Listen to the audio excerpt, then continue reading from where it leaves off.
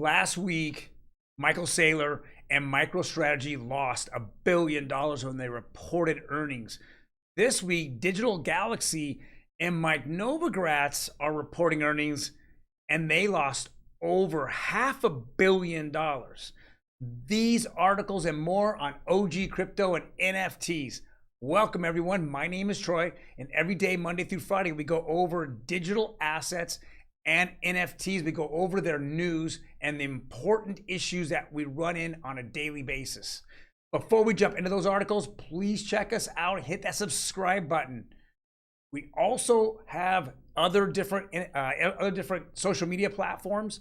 Check us out on Instagram, and we just started the new channel. Actually, this whole channel is new, but we also just got into TikTok. Well, let's jump right into it. This is a CoinDesk article from today. It just came out literally this morning. It says 4:15 in the morning. Digital Galaxy's Q2 net losses more than triples to 554.7 million amid market downturn, or meltdown, if I want to call it. You're seeing what some YouTube influencers, or let's just call crypto influencers, call the smartest men in the space, and they continue to make the dumbest moves. Now, let's be very honest. We understand that if you're a hodler and you're going to hold on for good, meaning once I buy today, I'm not selling ever. That's what Michael Saylor said. Now, we understand that he now has stepped down as CEO, and he's had another gentleman take over, but he's still on the board. He's still majority shareholder, so he gets to say what he wants to do. But he has leveraged his company and bought more Bitcoin. Because of that, it's caused a little more turmoil, and that he could get margin called if it goes down low enough. Now we're seeing Mike Novogratz, who was a big time Terra Luna maxi out there, and he took a complete bath on Terra Luna. It's taken him months and months and months just to even say that it was a mistake, and they didn't have a sustainable, ecosystem. UST didn't make sense. And again, what did he do for his shareholders? Wham, $500 million in losses. Guys, there's got to be a time to sell. If you're looking out after the best interests of your shareholders, you have to sell and buy. It can't be just buy and then hold. That's what retail does, and then they panic out of it. You're not panicking out of it. You're just getting crushed, on your earnings, just absolutely crushed. So I think that they can make smarter moves, but if they want to hold these and just take these huge losses, we're going to see their stock prices just plummet.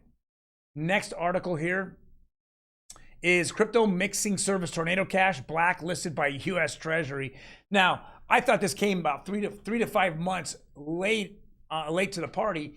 What Tornado Cash does is it takes your crypto, you park your wallet up to Tornado Cash, you take your crypto coins as well as another 5, 20, 30, 50, 100 people, and they put it into a mixer and they mix it. So you might have Ethereum, you put it into this pool, it mixes it up, and then you get on the back end with another wallet that really doesn't identify who you are, and then it pops out whatever it's in that mixer that comes out of it.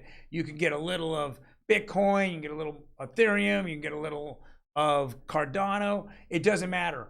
You can get a little of everything, and then you walk away and it's not traceable. Now, let's go read a little bit about this. It says that the Treasury Department barred its use of U.S. persons as a matter of national security because the North Korean hackers allegedly used the mixer to launder stolen crypto funds. Well, the Ronin chain off of Ethereum got hacked in what we know as Axie Infinity, and so they took 550 million out of there, and he just went through Tornado Cash, and now that is untraceable. The majority of that money is untraceable. Now we've seen all these other hacks that are coming on, and everyone just rushes over to Tornado Cash. Now, you can't take 550 million at once through Tornado Cash. It takes a couple of $1 million a day, and it does this. But it's very, very interesting that now the U.S. Treasury is figuring this out, and that it is something that is, I don't know about national security. I think that we need regulation first, and then we can work on these other services like this. But we understand that, you know, Americans are banned from using this service. Next article, which I find, I hate these things, but I find just so appalling, if I want to call it. Bankruptcy crypto lender Celsius drops plans to rehire former executive at $93,000 a month. Well, it sounds like he has information about the company that can hurt them. So what's the best hush money you could do? You hire them for some stupid amount of money. But let's go back it up. Let's go figure this out. If Celsius, who made some of the worst decisions with Three Arrow Capital, when I mean worst decisions, they allowed Three Arrow Capital to borrow tens to hundreds of millions of dollars uncollateralized. That wasn't even their money. It was their investors' money. And then it just all falls apart, disappears. Three Arrows Capital just, you know, fumbles and bumbles the money to nothing, to zero. And now you want to rehire a guy that, yeah, it just doesn't make any sense. Nothing makes sense. It needs to go to a trustee. They need to break this down and see if they're even solvent enough to stay in business. And if not, sell all the assets off in bankruptcy and give it back to the people that they literally stole money from. Next article. Czech prince turns to NFTs to preserve family history. This is interesting. We're talking about NFTs every single day. We're seeing, and I know that it could be like he's taking advantage of the situation, but he's looking at old portraits, you know, different, you know, timeless buildings there in the Czech Republic, and he wants to take pictures and he wants to make them into NFTs. So as early as 1920s, you know, they have all these relics that they want to just turn in, and you know, some people consider this as he's just taking advantage and trying to make more money. Other people say, hey, this is something that's pretty cool, that it can keep the legacy going on and on, especially if there's something that happens with this particular, you know, prince, or with their family, or something in the world happens. At least you have NFTs that will preserve a lot of the information, or a lot of the legacy of the Czechoslovakians. Next article, GameStop. And I remember GameStop had a marketplace, about 2 or 3 weeks ago. First thing when I saw it, I thought it was just another, you know, them just throwing it out there, another headline that they can see that their stock will move. And then it literally 3 days later, they had all these sales, and we thought, wow, that's crazy. I was wrong, and I admitted I was wrong.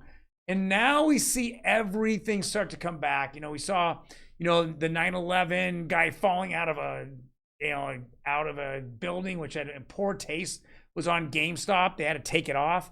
And now we're finding out that the NFT games were sold on GameStop without consent, you know, and it's just, now it's becoming more of an issue at GameStop.